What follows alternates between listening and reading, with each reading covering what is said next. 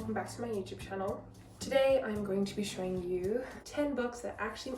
My books! Don't do that. 10 books that actually made me cry. Please just check the trigger warnings before you read any of them. First of all is one of my... I wouldn't say it's one of my favorite books, but it's at the same time one of my favorite books. Does that make sense? Heartstopper. This follows Nick and Charlie. Basically Charlie, I wouldn't say he's openly gay. Everyone just kind of found out. And then he starts crushing on this guy Nick. And Nick starts crushing on Charlie. But Nick doesn't know he likes guys, only when he starts crushing on Charlie. And it's just kind of about their love story and Nick and Charlie's whole journey with coming out and stuff like that. This is the third book in the series and there were some happy tears in here. I think like one sad one because I just felt for Charlie. Next is the fourth book in Heartstopper series. This was just a roller coaster of emotions. Like this book, I feel like it's just emotional damage written all over it. I was crying a lot. I really felt for Charlie in this book. It's just... Next we have the book that's like my safe place. This is my, you know, that book that just feels like home for some reason. It ends with this. This is the book that got me into reading.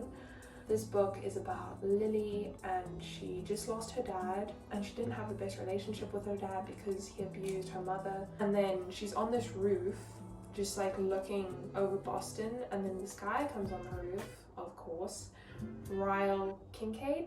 How do you say his surname? He has such a weird name, like Ryle. That is the most basic name I've ever heard.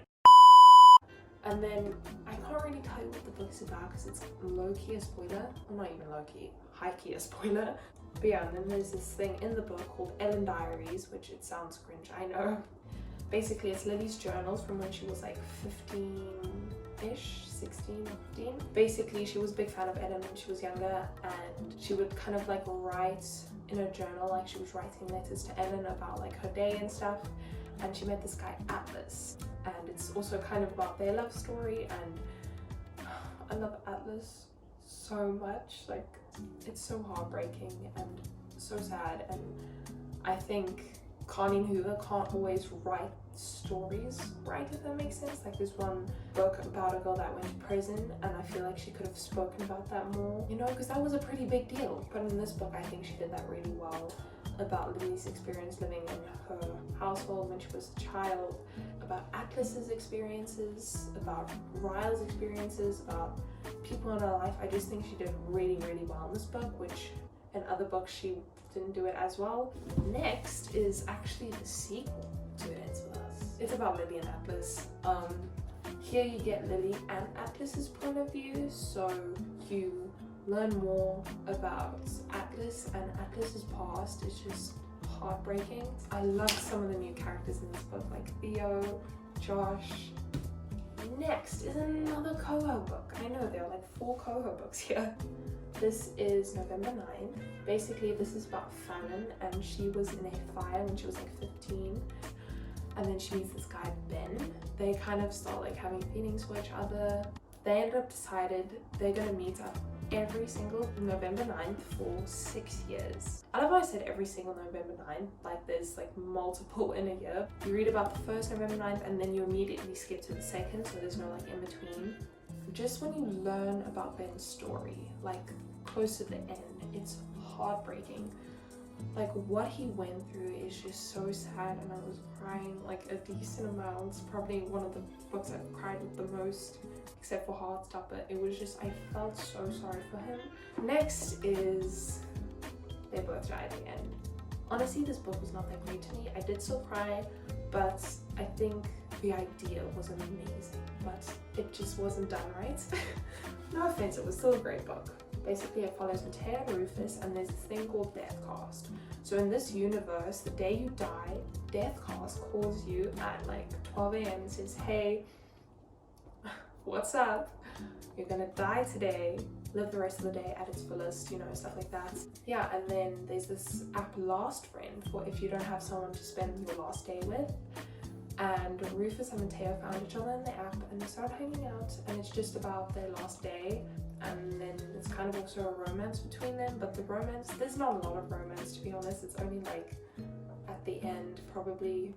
Yeah, I did cry at the end. Not a lot, but it was heartbreaking. Next is another Coho book, Reminders of Him. Basically, Kenna, that's her name, right? Kenna.